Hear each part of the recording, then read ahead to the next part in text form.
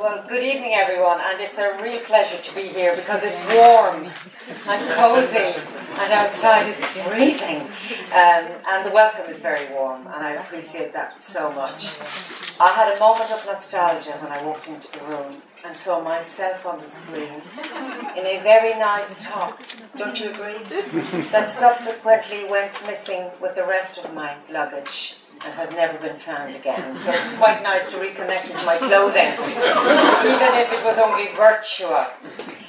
I stand before you as a bit of a fraud, really, but a good fraud. I have one language. I speak it very clearly, and it's English.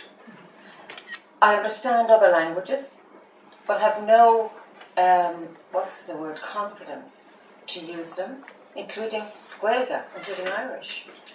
But I have a deep appreciation for the importance of language. Not just the main languages that we use in the European Union, whether it's English, French or German, but all languages. And it is fantastic, sometimes embarrassing from an Irish point of view when I hear colleagues, whether it's from Finland or Sweden, speak 3 languages. But then they start early. And your comment about our school system, I'm a product of that. It's a long time ago that I came through that system, but honestly, not enough has changed in the teaching of languages and in the appreciation of their importance beyond an exam. So with my 4 children, I try and instill that sense of languages. I have a daughter studying, not in this university, but she's studying Spanish and Italian in another university. It's tough, but I'm really delighted she's doing that and she's loving it. But what made her love it more was in her school they visited Spain. And suddenly it became a real living experience. And therefore it fed her enthusiasm for that particular language and also showed her another culture and a much more deeper point, which is that while we have different cultures, we're actually the very same. And I think that's the virtue of learning languages and the ability to travel and to mingle, and therefore we do need to have that conversation about our school system. And I will try and take this message for you into that regime. My language skills have improved quite a bit since I joined the Parliament, because if you listen, you learn. And I've spent some time trying to perfect my German. In the lift, some of my German colleagues don't know that I fully understand what they're saying, which can be quite useful on occasion when there's an election on. Enough about that. And, you know, we make light of this, but it is a wonderful thing to be able to meet a colleague from another member state. And even if I don't know how to converse fully, I do like to say hello, how are you, in their language. And it is a first and very important start. And it breaks down barriers, and people do appreciate it, no more than I do when people use the cúpla focal as Gaeilge.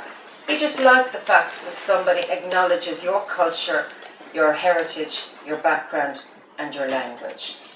So you've got a big supporter here, because I really, really wish that I wasn't the age I am and that my language skills are so minute. But I'm determined, and I think that's the message we should give out to people. I'm determined that I will speak more languages, and I will do it. I'm that sort of person that once I have it in my mind to do it, I certainly will do that. Not tomorrow or next year, because I'm a little bit busy, but I will get around to it. But I want to raise a much more fundamental point, if you don't mind, around the language we use in public discourse. Europe is going through a tough old time at the moment. I'm just going to ask a question. I do this now at every big gig, just to get a sense of where people are at. I asked it this morning at a big conference on medical device technologies.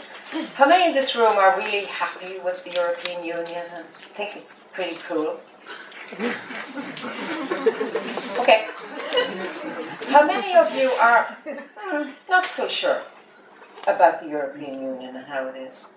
Yeah, I mean, I think people should, yeah. I think you should really show your hand, because I think it is important for you to reflect how you feel about the European Union, particularly for me, who feels somewhat the same on occasion, and who needs to represent that sense of not sure about where the European Union is. And I think we have to work hard on that, because the European Union isn't about languages, but certainly languages are very much part of the European Union. And the idea that we have at the moment 28 member states who work together, we will have 27, maybe within the next 2 years. And that's been quite difficult.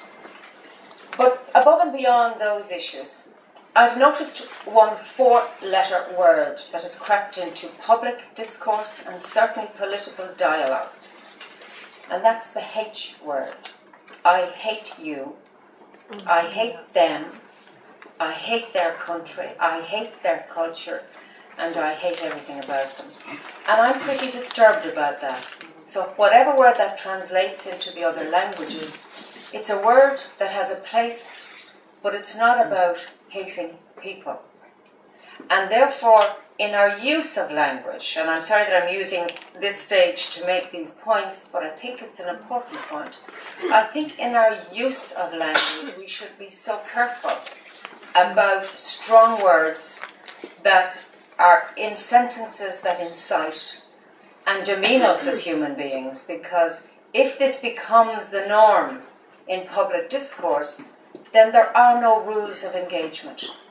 There is no diplomacy, and worst and above all else, there is no respect. And I think that if we lose respect in public discourse and dialogue, then anything goes. And frankly, for me, and for society, and for our communities, the idea that anything goes is not acceptable. So, I pull back from that message, and I hope you don't mind me making it. I think it is so important to say that the work that you do, and the fact that there are so many people in this room on a Friday evening, and Annalie, you've come from beautiful Leitrim in my constituency. We have to have a special photograph, because I represent 15 counties in Ireland, so it's a pretty big space. And I'm outside my zone at the moment, because Dublin isn't one of them. But the fact that so many of you have come here shows that you are committed beyond your jobs, that you believe in this philosophy of one voice for languages, and that you want to change how we think about languages in our country and in our communities. And if I can help you with that, I said I'm a sort of a fraud because I don't have all of those wonderful languages, but I'm very prepared to say how I miss the fact that I don't have them, and how I believe that at any age and stage we can all learn languages. And it is quite interesting when you do meet people who suddenly decided they're going to learn Spanish, like Emer, my assistant. Her sister is now brushing up on her Spanish and loving it, not for any reason, but just because she wants to. And as I say, I'm very happy that I am that patron in that now missing outfit. I'm going to cherish that moment, and